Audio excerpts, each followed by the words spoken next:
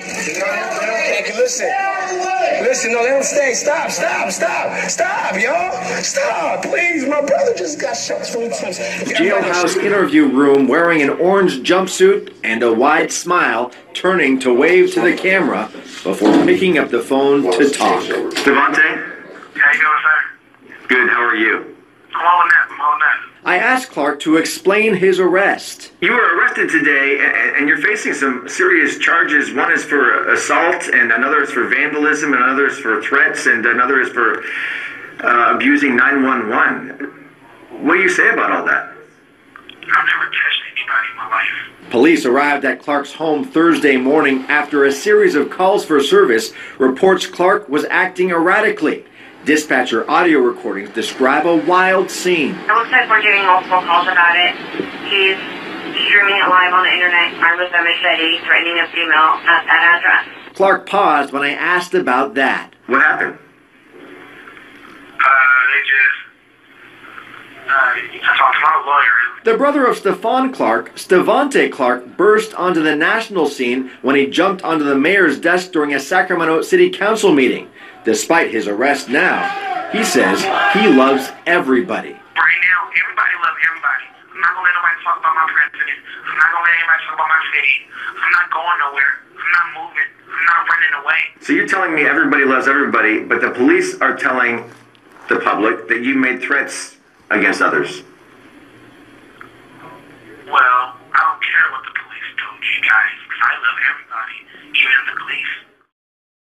This is Information Man, and I'm back with you again. I want to thank everybody for supporting my YouTube channel. If you have not subscribed, go ahead and subscribe. I want to thank everybody out there listening on Speaker.com, iHeartRadio, Google Play Podcasting, and now Spotify. Wherever you are in the world listening to my broadcast, follow me on the Speaker.com. Go ahead and hit follow. Definitely get the likes up. I want to thank everybody for supporting me out there. Now, I must say that the video that you just witnessed, you have the brother of Stevante Clark, Stevante Clark, who's now incarcerated here in Sacramento, California.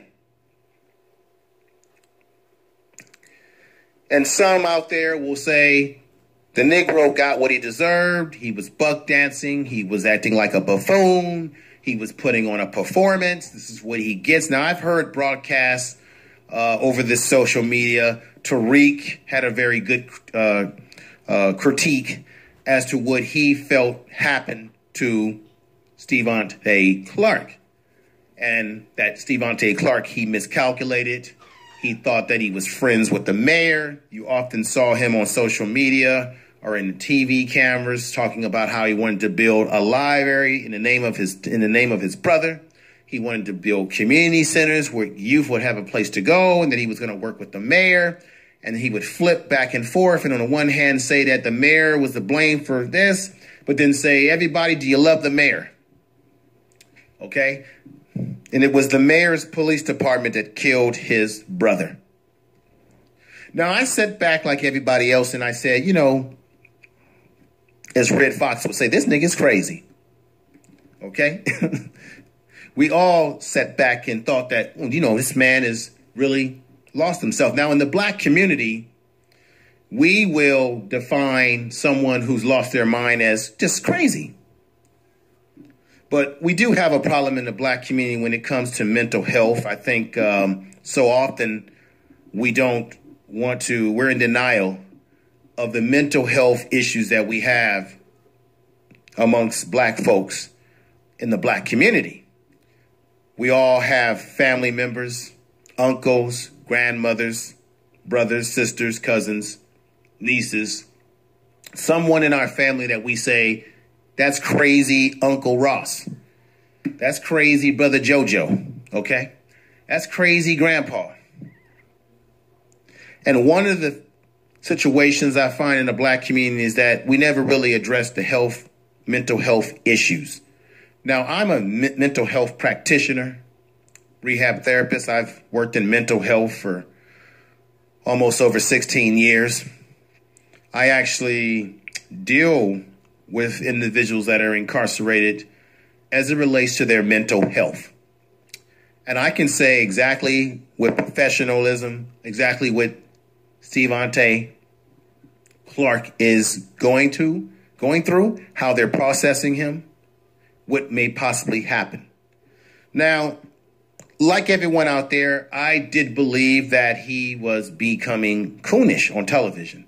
I thought his behavior was sporadic, a little bit out of control, because like many of us in the community, I myself was trying to say, no, it can't be that he's mentally ill, because black folks, we just don't have issues. Now, are you paying attention to what I'm saying, folks? Are you even paying attention to me right now? Because it's very important. What I'm about to do will be unlike any other YouTube video on this issue around Stevante Clark. Because I'm not going to sit up here and focus on the same statements that a lot of us say, which is he was a coon, he was a buffoon, he was playing up for the cameras, he was trying to make that money. And it did appear, and he did behave in a way that made you say to yourself, wow, is it really about his brother, or is it really about him? You would often hear, especially when he went to the city hall here in the Sacramento area, he would walk in there and he would tell everybody, do you love me? And he would scream out, do you love me? And he sort of had this rock star or wannabe rock star type of persona when he would get on TV. And, like I said, he did an interview with Don Lemon, sort of spooked Don Lemon out. And he hit some bells and he said sporadic. He just said sporadic things. And what I'm about to do, what I'm about to attempt to do is to give a clinical diagnosis, an assessment, an evaluation of what I believe is happening or has happened to Stevante Clark, and why I believe we in the black community, why we have bamboozled ourselves, because we have ran to the typical terms that we'll use. And don't get me wrong, when a person's a coon, they're a coon. When a person's behaving uncouth, when a person is behaving off code, we call them out. But I think what gets lost a lot of the time is that we forget that in the black community, we do have black folks amongst us who have serious mental health issues that are never, sometimes, diagnosed. They lay below the deep surface. Sometimes they come up right above the surface. Now, I had a friend that I went to high school with that many years ago, he came home and he saw his sister killed, and it changed his life. He ended up getting hooked on drugs. When I would go visit my mom in the Fillmore area of San Francisco, the Fillmore, and I would see him walking the streets, I was like, my God, what happened to him? Asking for money. Asked me for money. I gave the brother some money. And then I later find out that, well, he saw his sister killed. It traumatically affected him. And then he got on drugs. So the question I must challenge everybody listening to my broadcast is,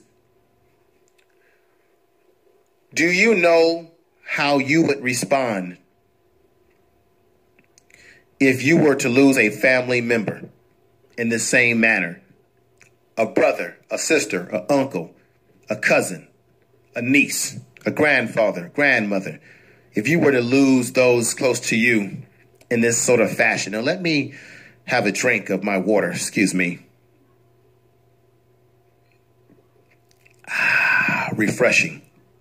This is the information man.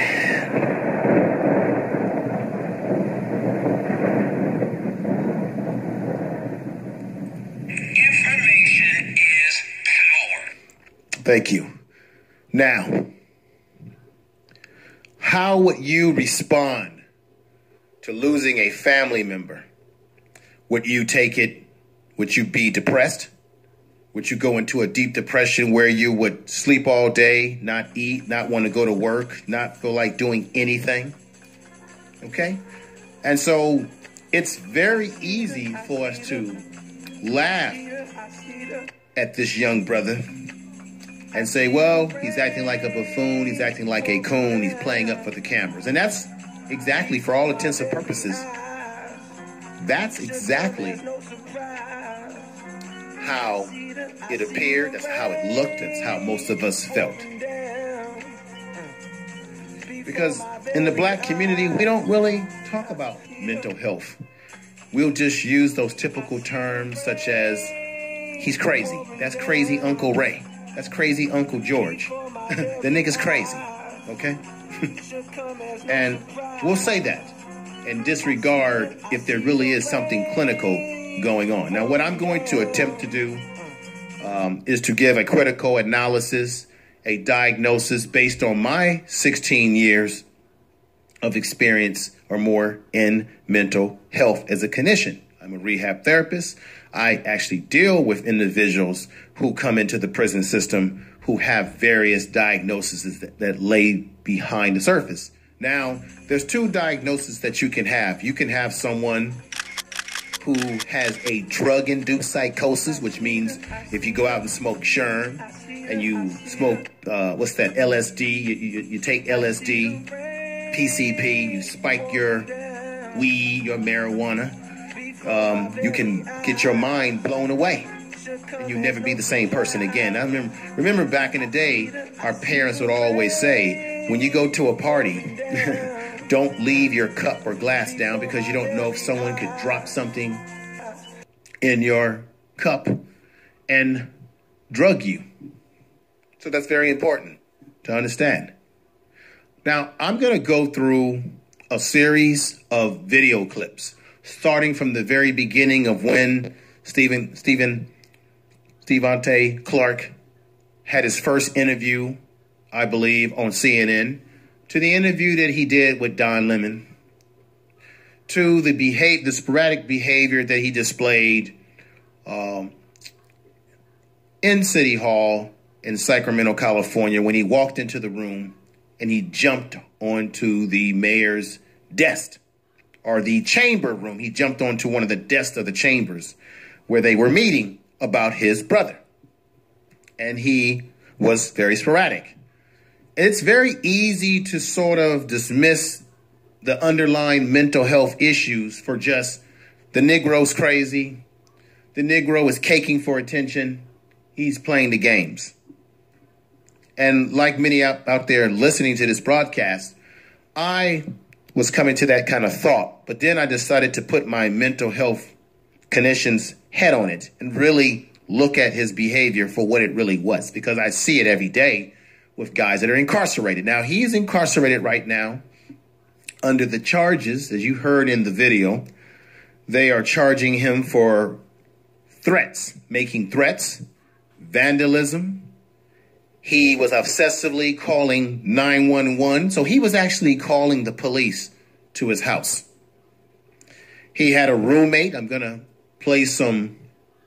play an audio because he had a roommate where he lived who was very upset because Stevante Clark destroyed the house. I mean, he destroyed the house. And when I had a chance to look at, with my own eyes, what he did to the house as was reported on the news, and once again, I want to thank I want to thank True Royal Family. I was watching a video that she did one night, and it inspired me to take it here.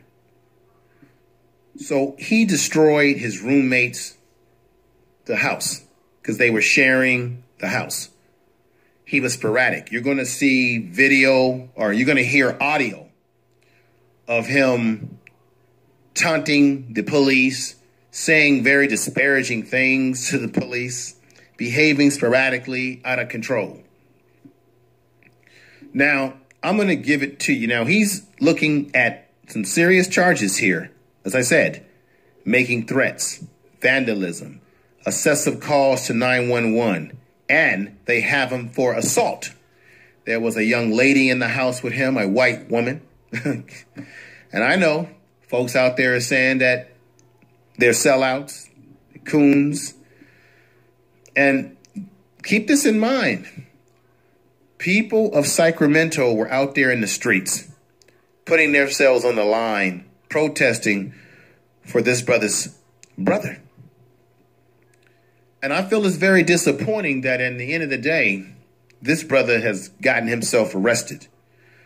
But I believe personally and professionally, given my diagnosis, that Stevante Clark is suffering from some form of mental illness. I'm going to say it. There it is. Okay? I believe that he is suffering from some form of mental illness. Say they met Stevante Clark. They met Stevante Clark. I believe he is suffering from some form of mental illness. Now, listen to this. I'm going to play it.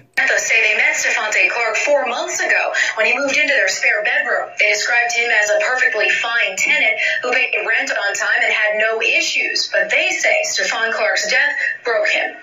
He threatened to kill my wife. He threatened to rape her. Terrifying words from the roommate down the hall. He literally got down right here and made eye contact with my wife in the kitchen and was like, you know, you're done. Alex Ruska says the threats from Stevante Clark began Saturday, 5 days before he came home to find Clark had destroyed most of his possessions. All this stuff is my stuff. The floor lined with nails and broken glass. That's my TV that was face down on the ground when I came in here. Ruska says he and his wife weren't home when it happened, but neighbors captured some of the commotion on video.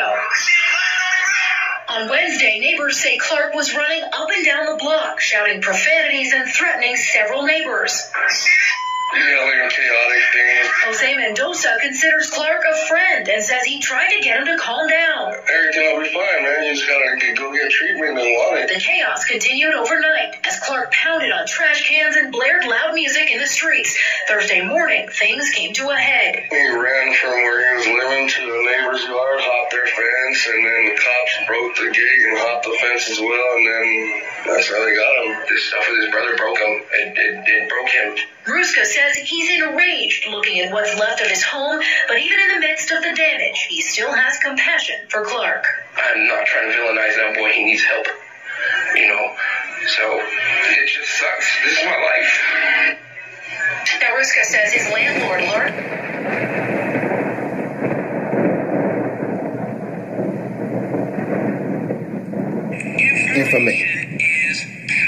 Information man.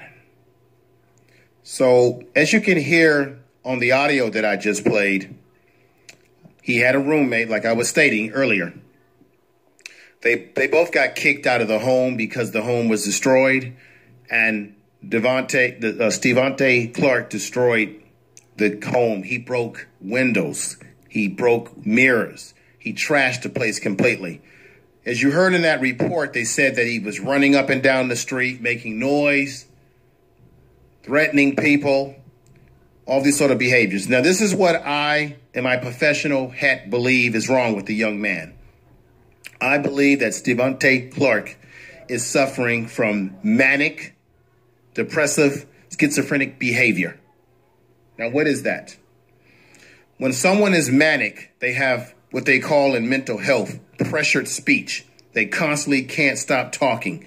They have elevated speech, elevated energy. They're not sleeping. They're not sleeping. They're constantly all over the place, okay, with their speech. The schizophrenia creates the sort of disorganization in their behavior. So the manic behavior, people that are manic, they don't sleep a lot. They're up. They can be up all night and have all this energy. A person who's schizophrenic will have scattered thoughts. They'll be emotional on one level. 1 minute they're on a high. The next minute they're on a low. Okay, a manic person, mania and manic behavior is the same way. It's up high, up low. And I believe that he's manic depressed because I believe that, like the brother in the audio said, that ever since his brother was killed, it triggered him. Now, in the black community, we call it having a nervous breakdown. I believe that he has had a nervous breakdown, but I also believe that there is a chance that Stevante Clark had an underlying mental illness that probably, in my opinion, professionally, it may have went treated, okay? Because we have a lot of people walking around in our communities who should be getting treatment for mental health issues, and they have not, either because they don't believe they have a mental illness. Now, when I work with guys in the prison system, most of them, that's what they say. They don't believe. Usually the people who have mental illness don't believe that they have one. And the ones that don't are trying to manipulate to get some benefit from it. Now, let me read this. The diagnosis criteria for manic, depressive, and schizophrenia details list. Symptoms.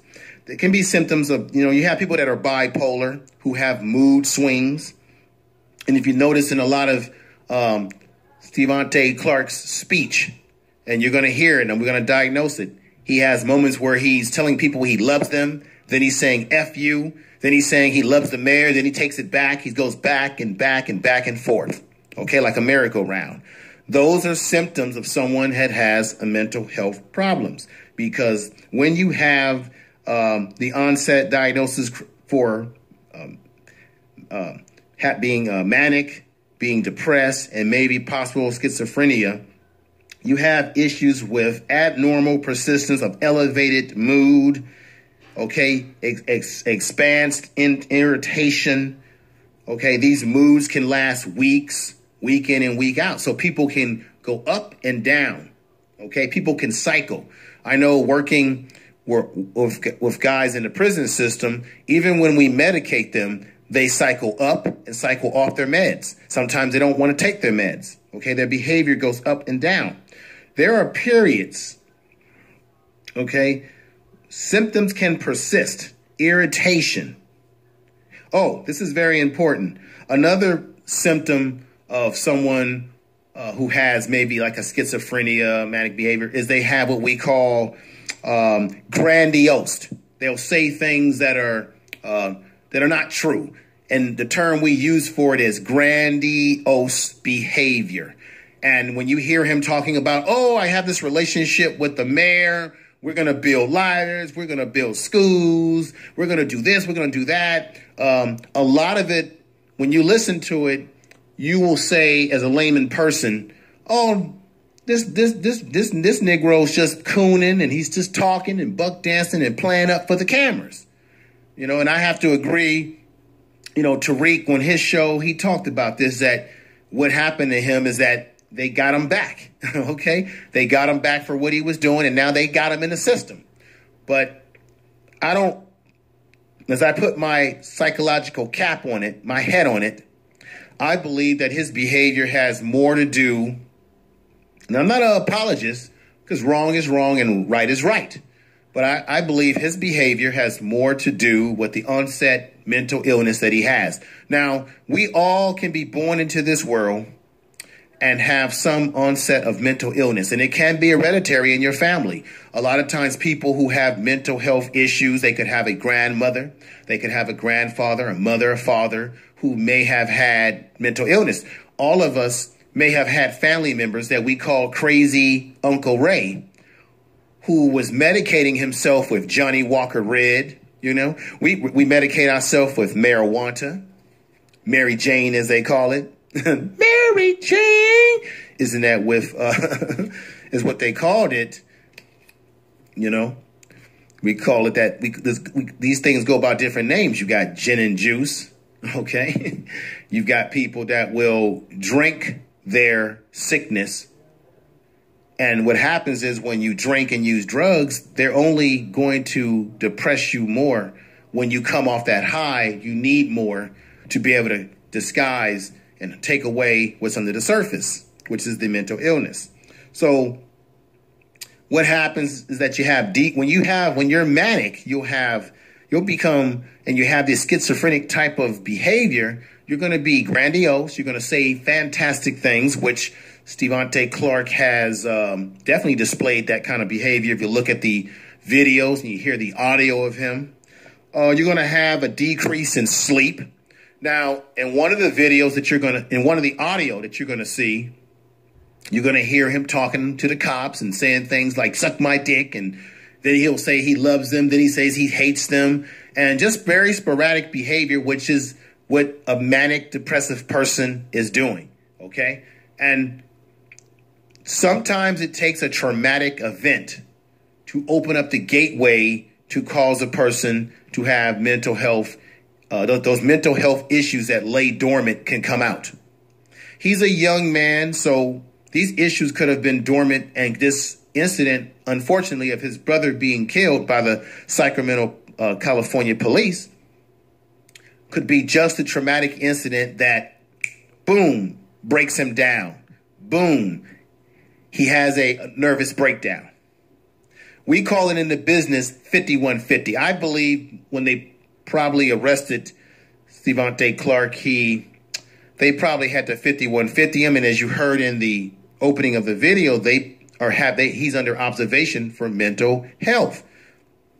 Now, the reports is that he ran and evaded the police and jumped over a fence once he got out of the house, and you're going to hear the audio close to the end of this video that will detail from his mouth what was going on, which eventually caused the police of Sacramento, California to arrest him.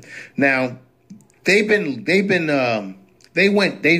very light with Stevante Clark because the police of Sacramento have already gotten bad press. And just imagine how crazy it would be in Sacramento right now had they shot his brother. Now you would have 2 Clark brothers dead, and it would be fire and riots in the streets of Sacramento, California right now as I speak. Okay, I must be frank and honest with you. And so I believe that they went easy with him because they knew that he was the brother of Stevante Clark and he did not want the bad press. So I believe that in the video, you're going to see him going back and forth with the cops, and they were very patient with him. And for obvious reasons, they got bad press on them and they don't want to have another incident. Okay, so they even sent a woman over to try to mediate, like a mental health counselor. He thought that the woman was a police officer, but she told him that she was not. So they did a full, intervention with him. Okay. He was in the audio. He's sporadic. He's talking about if the cops come in the house, this is if they'll come through the door or they'll come through the window. Then he goes over to the door and he says, well, they're going to be surprised when they see the lock on my door. It was a little rinky-dinky lock that anyone can break down. So then he has a picture of the chief of police hanging in his room. And he's hugged up with the chief of police. And some would say that's because of all that cooning he was doing. And he yells out to the police, if you kill me or do something, I know the chief of police, he's going to get your ass. So he's all over the place. So when I had a chance to hear that and also see the video, I said, yes, this is a young man who is suffering from an underlying or straight up mental health issue around the area of manic depressive and possibly schizophrenia. Okay. So that's where I'm going with this, because this is what's happening to him. Now, whatever you may think about the family and the whole issue around the brother and his issues around how he sees black women in terms of what was in the social media, and whatever you think about the girlfriend who you hardly ever see in the media, or her family. Now, however you feel about the statements that she made about black women, which I'm going to say for the record was despicable, was wrong, and I don't agree with it. What you have primarily right now in the brother is a person who is under trauma. It's what we would call it in the business. He's gone through a traumatic incident in which his brother was gunned down, and he's not handling it very well. But then again, how can you define? No one can define how someone's going to react to the death of their family member. There is no book, no formula, no. Now, as you can see in that interview that I played in the jail cell in the video, he's smiling. They ask him, how do you feel about the charges? They're serious charges. He starts saying, I got to talk to my lawyer. He can't answer the question straight. He's smiling. He's grinning. He says he doesn't care about the officers, what they say. But then he turns around and he rebuts that by saying, but he still loves everybody. Now, he makes that statement, he loves everybody. And, you know, I have a problem with black folks that say they love everybody because not everybody loves us. But neither there or here. He said he loves everybody. Now, even in that interview, you could tell that his emotions run the gamut. He goes very quickly. He goes from 0 to 10, 10 to 0 very quickly, from being I love everybody to like F everybody very fast, very quickly. His emotions change in and out. Those are all symptoms of someone that's suffering from a mental health issue. Now, in mental health, we have something called a diagnosis periodically. It's like a diagnosis tree. It's the Access 5, Access 1, Access 2, Access 3, Access 4. The Access 1 on the table would be the diagnosis. The Access 2 would be the behavior, the personality disorder. The behavior now has been changed to personality disorder, or what we call the pathology of an individual. The Access 3 deals with the medical issues that the individual has, if he has a particular sickness or disease, curable condition. Then you have the Access 4, which is around the environment. What is stressing him? Is it the fact that he, in the case of the guys that I work with, it's incarceration, being incarcerated, being away from your family, loved ones, those that you know. In the case of Stevante Clark, it's obvious that his trigger, his main trigger to his stressor, which is opening up the door to other behaviors, is the fact that his brother was killed. Okay? And let me read this here. This is what happens to people. This is what he is displaying. I said before, you have a decrease in sleep. Okay? You become more talkative. When you are a manic person or a person that has schizophrenia, you're going to be more talkative, which he is. You notice he's always talking, and all the audio that you're going to hear, he's always telling people to be quiet.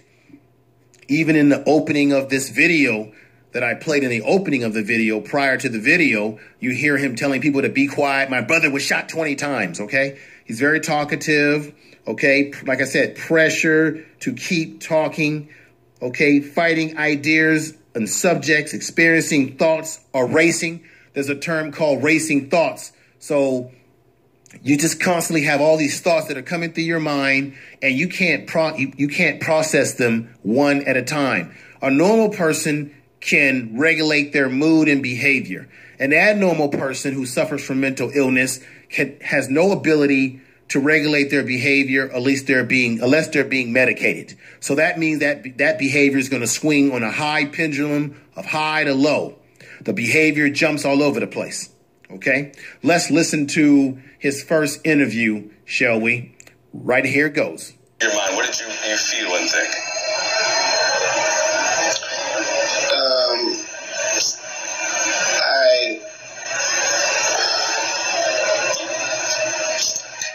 I felt like when I seen the video.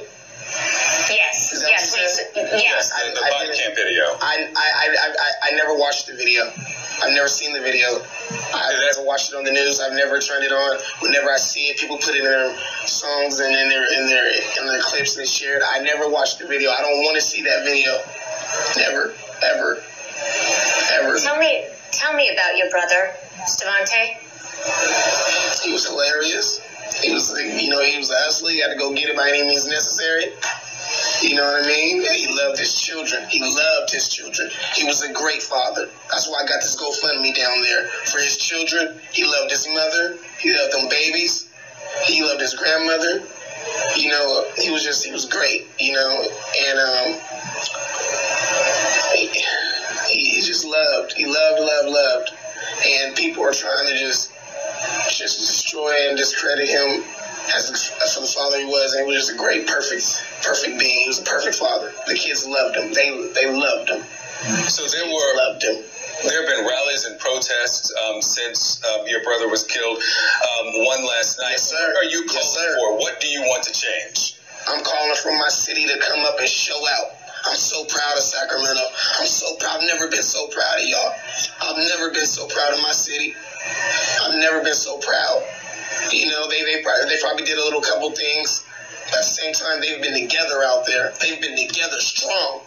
And they're doing it all for my brother. To see that all for my brother, shut down freeways, shut down basketball arenas, Kings owners have to come and address the situation. This is deeper than that. Ain't nobody loved us but our city. Ain't nobody ever loved us but our city. Nobody reached out to us but people from our city. No Obamas, no Trumps, you know, nobody reached out to us but everybody from our city. Only people we got is us in my city. They looked out for us. I'm so proud of my city. I'm so proud of y'all. Thank you. Thank you.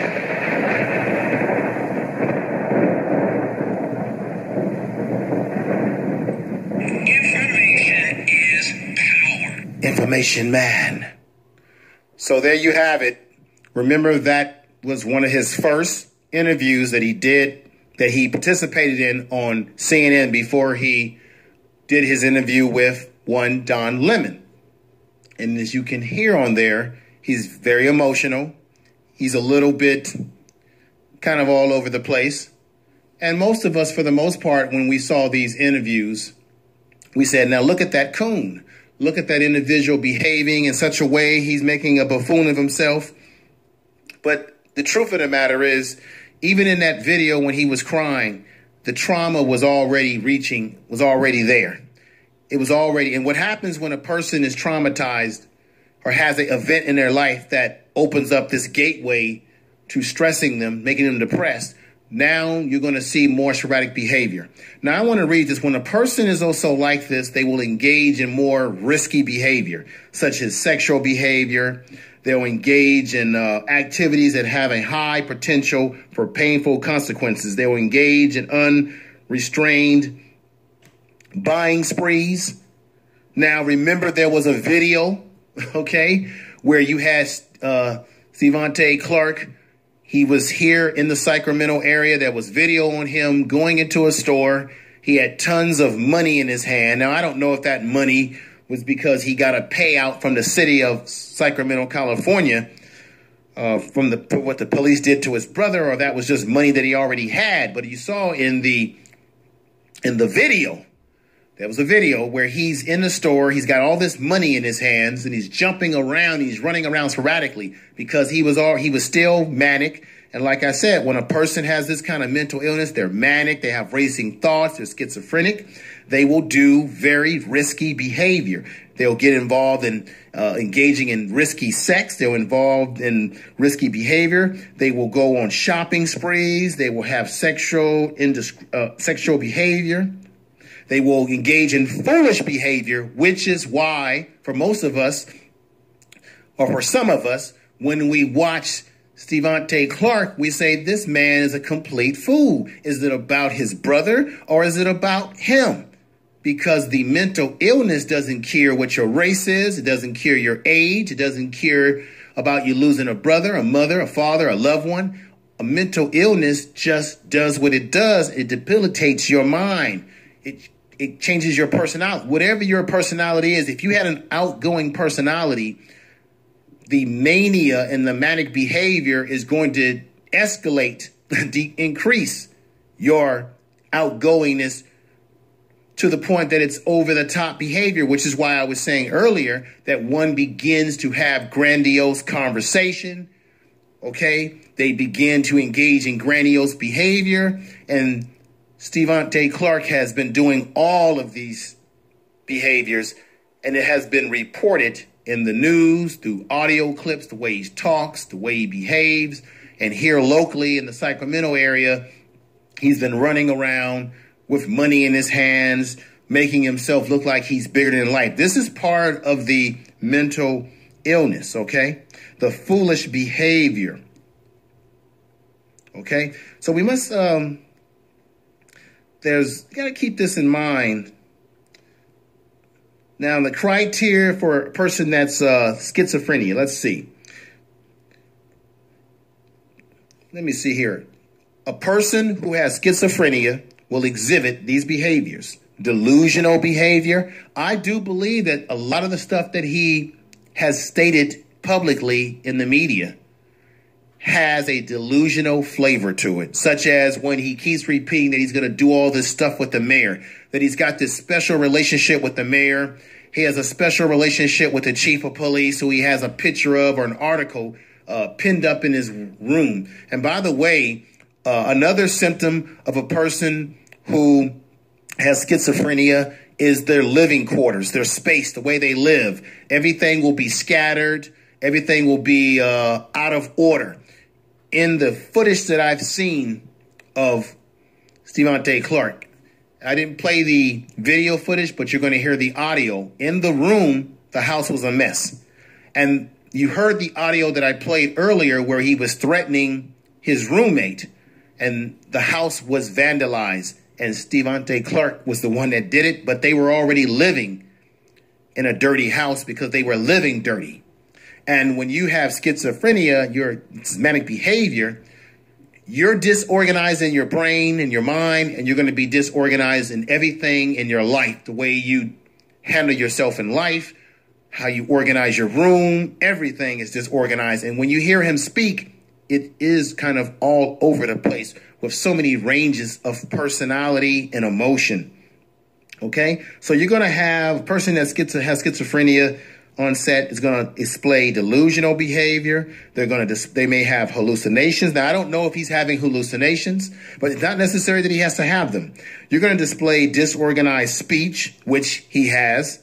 Okay, you're going to have catatonia, which is usually when someone does not speak, they kind of freeze. Now, he hasn't been doing that because the mania, the manic behavior is ratchet up. So he's very animated. So when you had a chance to see him on the interview with Don Lemon, he was all over the place in his facial expressions. Now, let me play the original audio of the interview that he did with Don Lemon and kind of break it down piece by piece in the diagnosis. Stevante Clark, thank you so much for joining us. I know it's tough, but we appreciate you joining us on the stage today. I know it's even tougher because there was a wake held for your brother, Stefan. First, let me express again my sympathy here. How's your family holding up? How are you holding up?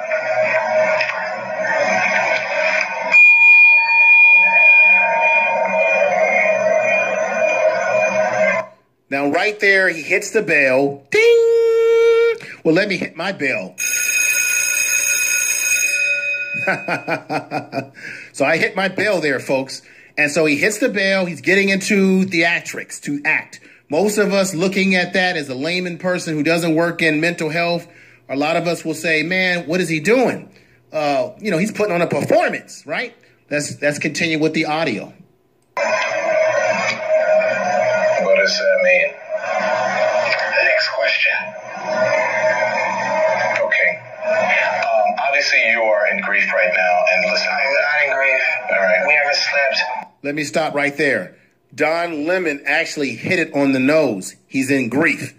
But then at the same time, like I said, a lot of people when they're mentally ill or sometimes when they're going through grief and loss, they're in denial of it.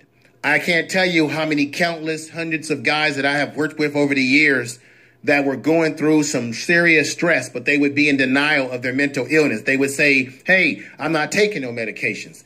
And then we would have to get them on involuntary medications through a court order because they became a danger to themselves and a danger to others.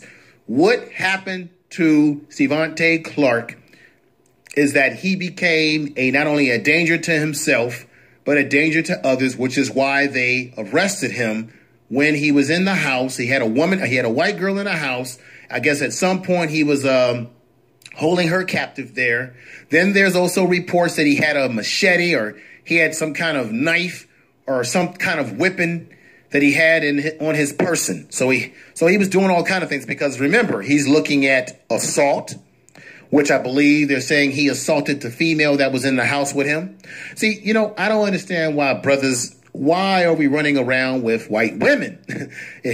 Historically, whenever black men find themselves involved with white women, historically, in these kind of situations, we always end up going to jail, or in the past, black men have been hung by trees because in the past, white women would say that the black man raped me. And then you would have the Ku Klux Klan that would come out and hang us like fruit, strange fruit, as Billie Holiday said, from the vine of the tree.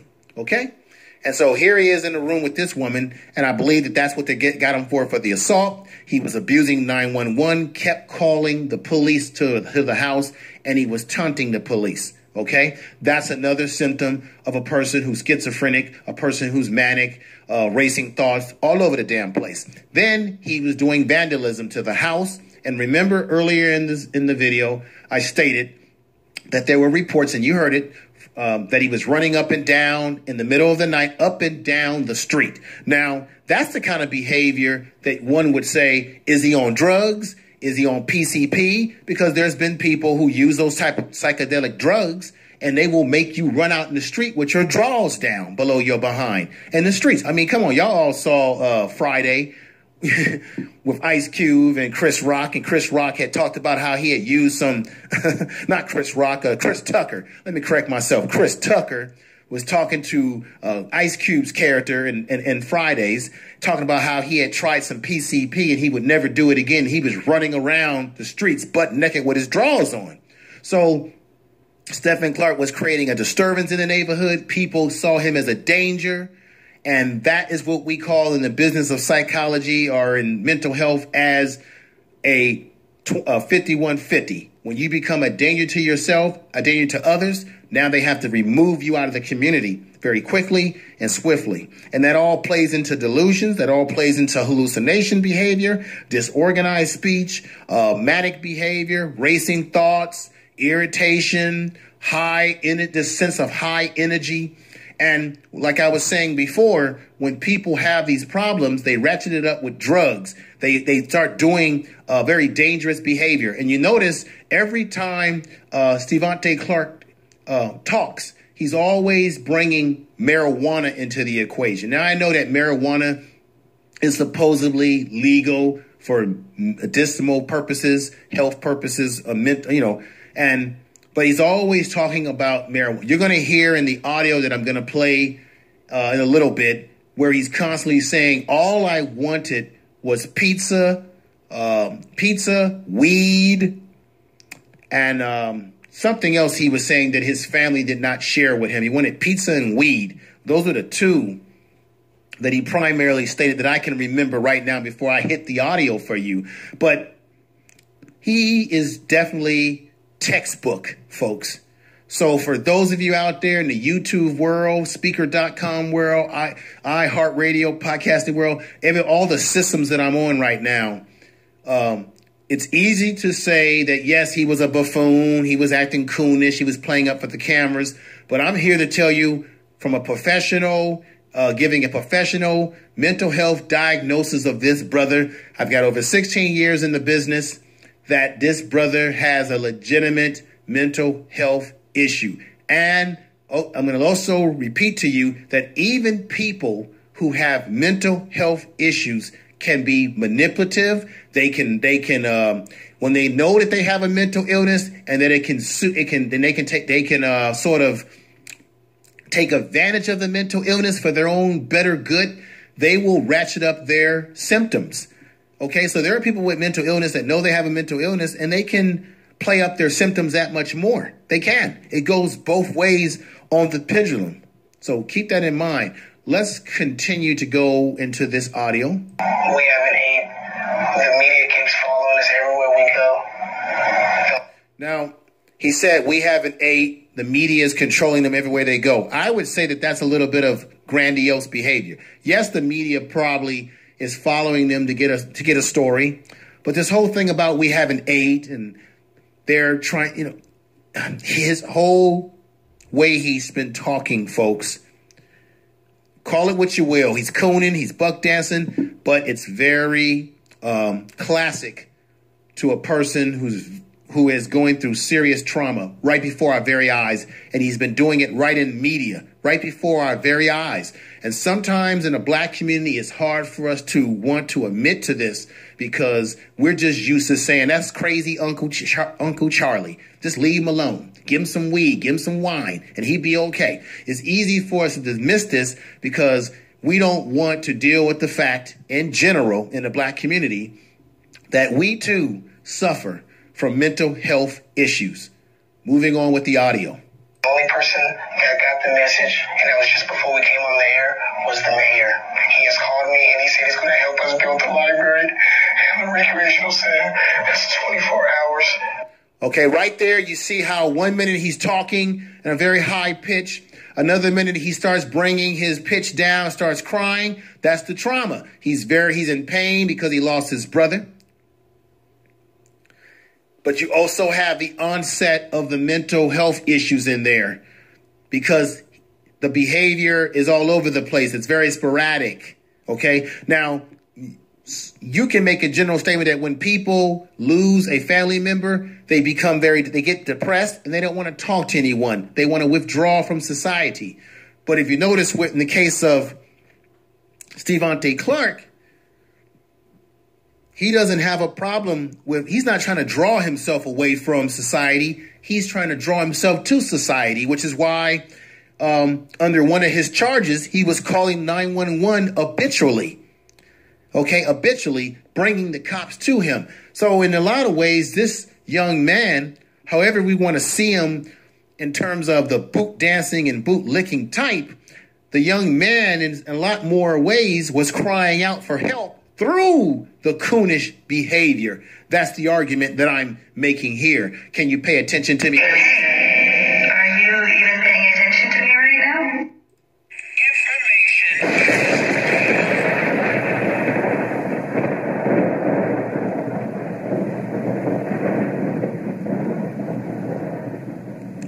Back to the rest of the video.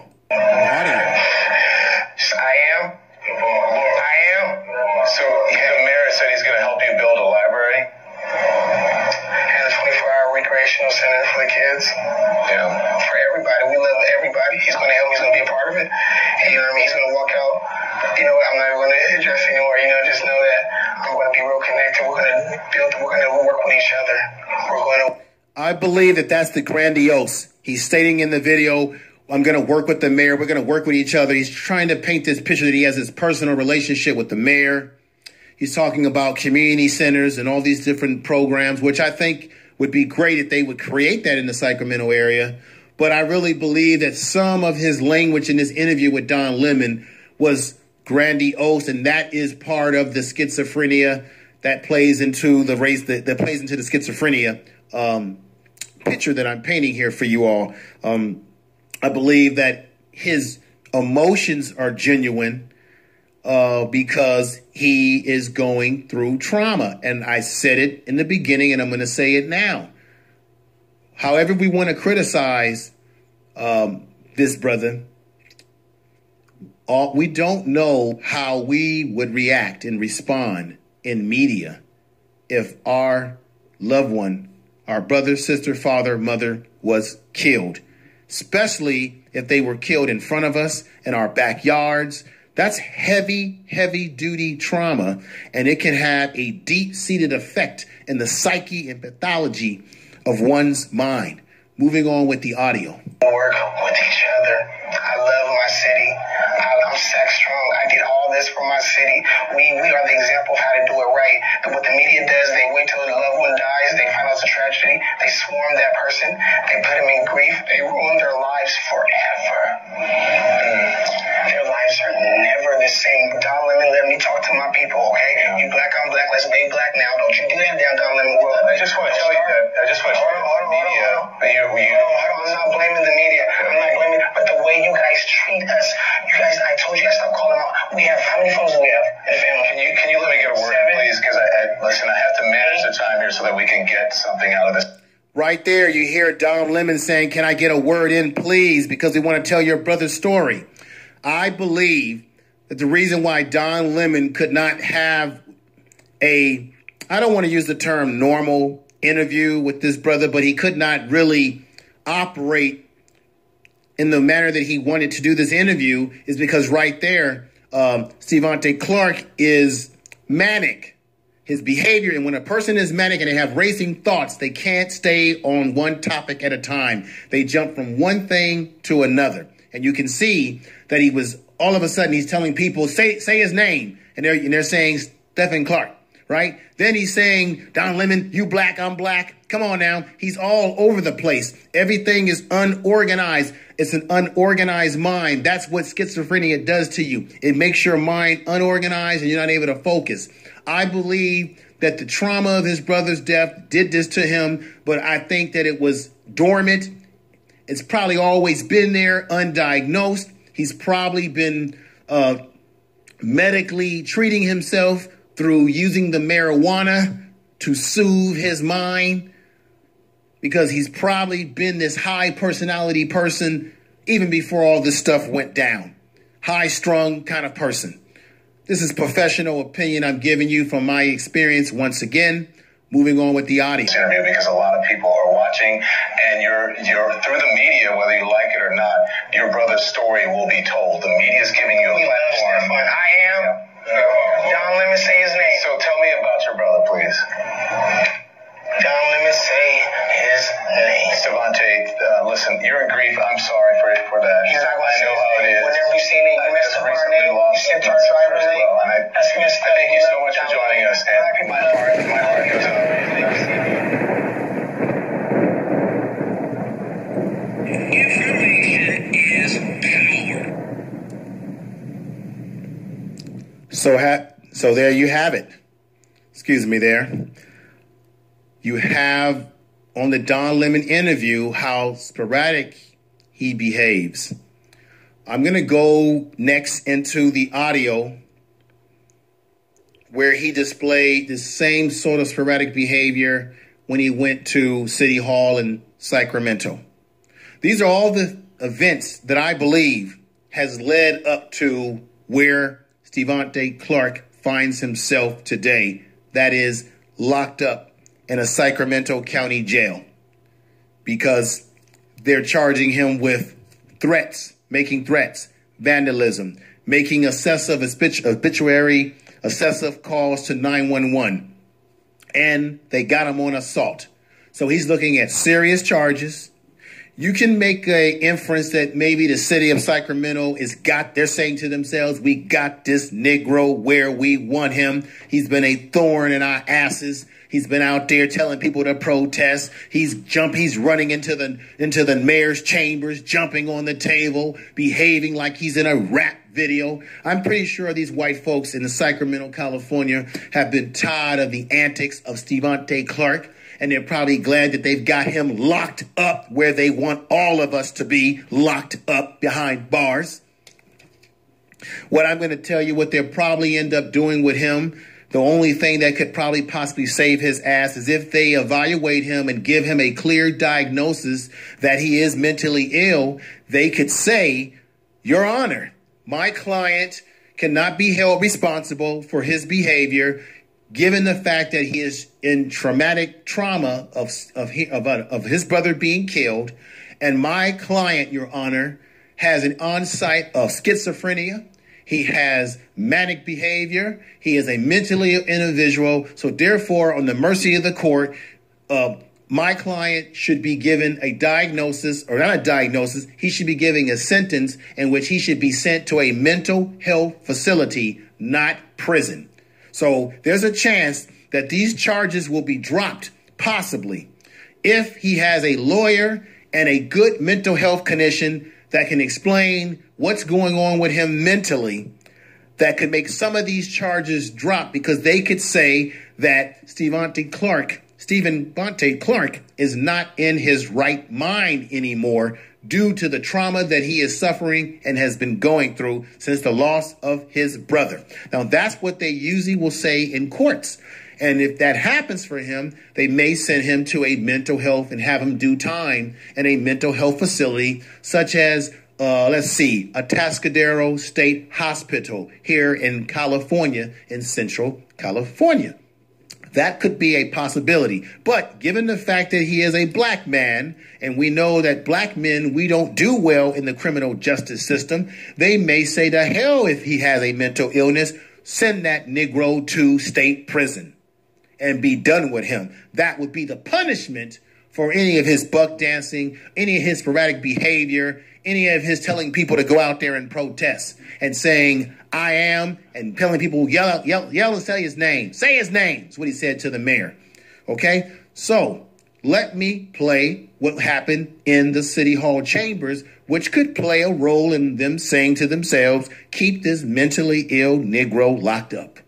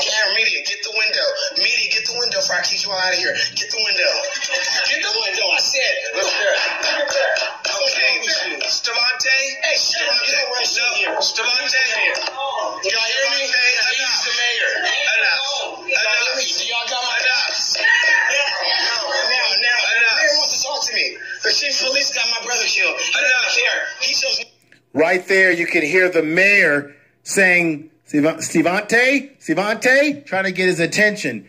He was in the video, if you had a chance to witness it, when he jumped on the mayor's podium in the chambers where they were having a meeting, a board meeting. He jumped on the table. 1 minute he's telling people, 1 minute he's telling the mayor, F you, you're not running anything here. 1 minute he's telling people in the crowd, do you love the mayor?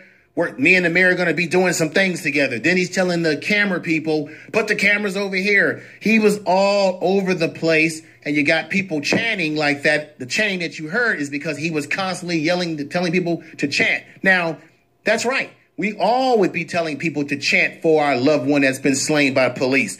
But the difference is that you see the behavior. The young man's going through all these personalities left and right. So there is something going on with him. I got to admit it. I've got to keep it real 100 on it, folks. You've got to be able to see the bigger picture, think with a third eye, hear with a third ear, really observe and use your critical thinking to understand what's going on. It's more than just him being a buffoon. There's something going on in his pathology, something going on mentally with this young man. I must say this. Information is power. Now, I'm going to play for you the audio, the time that we have left in this broadcast. I'm going to play for you the audio which led to him getting arrested and put in county jail here in Sacramento, which you first witnessed in the beginning of this video when he was being interviewed. Here it is. It is very disturbing. I must warn you. Very disturbing. The whole room would know all I asked for was weed, coffee, and pizza. And you fake fucks. There you go, they're going to get it. Hey, excuse me, officers! Hey, you, sir, the one I disrespected called a faggot. You. Hey, get the leader. Hey, get the leader. Excuse me, guys, I'm sorry. All right, I won't call you bitches anymore to fuck your wife. I'm sorry. Officers, please. Okay, you guys want to talk to me now? Okay, suck my dick then. You fucking faggot, suck my fucking dick. Officers! Get the fuck away! One of you fucks better... Okay, y'all suck my dick. I'm trying to work with y'all bitch asses. Suck my dick, I'm calling the Black Panthers. Calling the Black Panthers. They don't love us. Say it again? They're not gonna do shit for us. They're not gonna do shit, watch. Let me keep the window open so you can see it. Okay, so this is the main access point. You see what I'm saying? The door. When they can't come to the door, they're gonna try the window because the window is the second main access point. Then they're gonna try this door. But what they don't know about this door is that wall. You see that? It's when they... It doesn't have a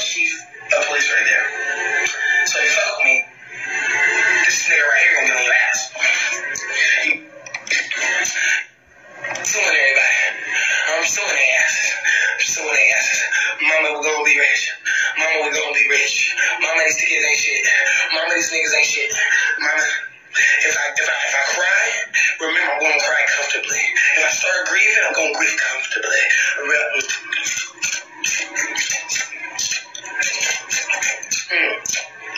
You know what I mean? Call me what you want. Don't call me broke. Don't call me.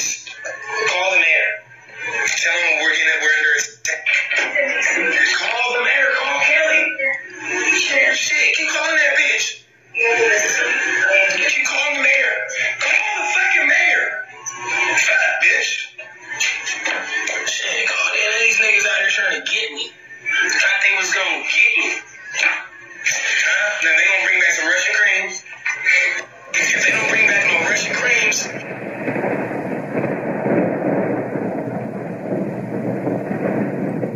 Information is power. As you can hear there, he's all over the place. He's calling for the mayor. He's cussing up a storm. Talking about all he wants is weed, pizza, and coffee. Okay? He's in the video that I witnessed, thanks to True Royal Family, he's looking at the picture hanging on the wall, the newspaper clipping of him and the police chief hugging up, talking about this is the nigga, this police chief's the one that's going to protect me. He was all over the place. Okay, and he was doing this on Facebook Live, and you could see from the audio, the video that I had a chance to witness because of True Royal Family. And make sure you subscribe to True Royal Family on the YouTube. He was constantly, you could see people in the chat telling him to calm down, stop what he was doing. People telling him, but it did not matter because he was on one, as we call it in the community. He was off the hook, okay? He was turned up, okay, at this point in time. And I believe the racing thoughts, the manic behavior was ratchet up because this young man is not medicated, you see. This is the problem, and we've got to recognize that some of us in our community are suffering. It's no wonder that we're not suffering from some form of mental illness or mental stressors, let me just say that, because we deal with racism, we deal with prejudice, we deal with all kind of isms in this society.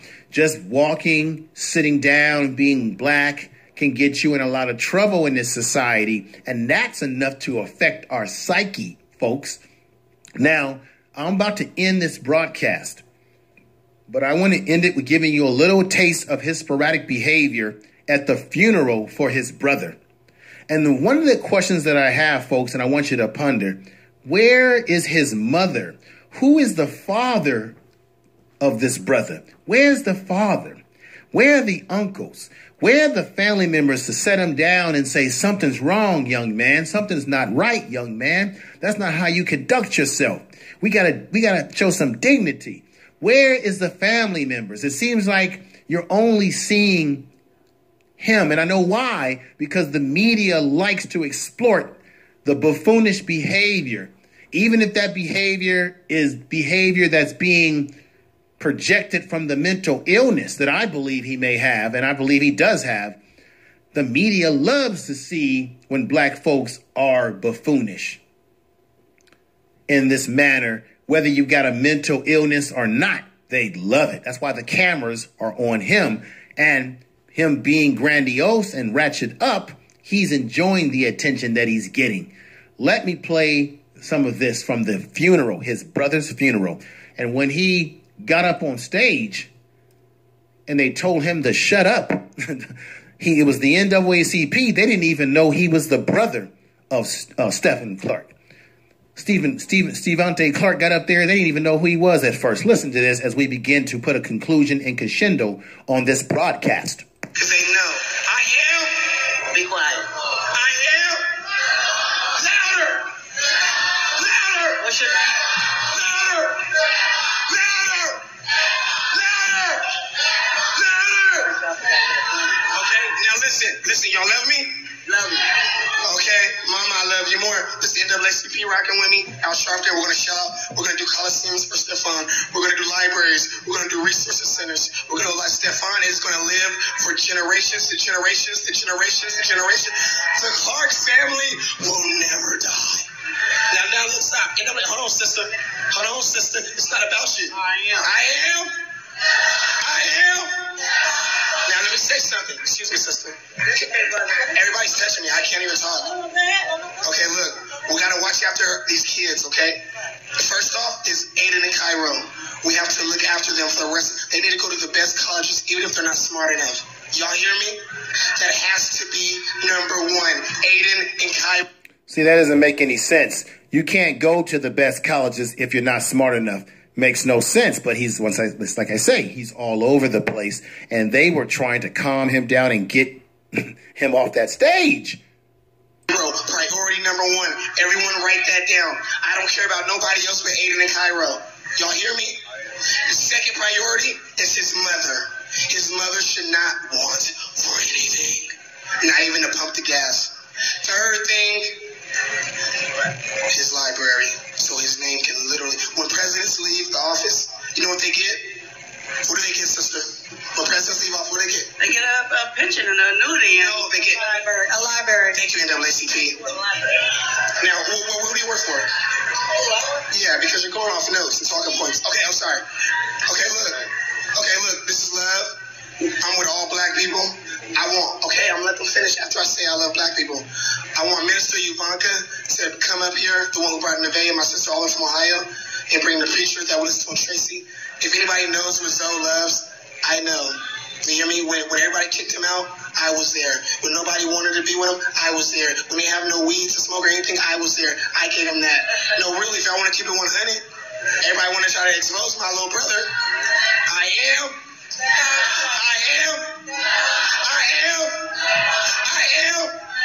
Now look, we're going to forgive them. Look, listen, we're going to forgive the mayor. Amen. We love this. Everybody say we love the mayor. See, on the one hand, he says he doesn't like the mayor and some of his audio and appearances. And then other areas, he's saying he loves the mayor. He's just all over the place. Y'all love me? Then y'all love the mayor. Okay? He's going to help us get the library done. He's going to help us get the resource center done. And if he does it, we're going to hold him accountable.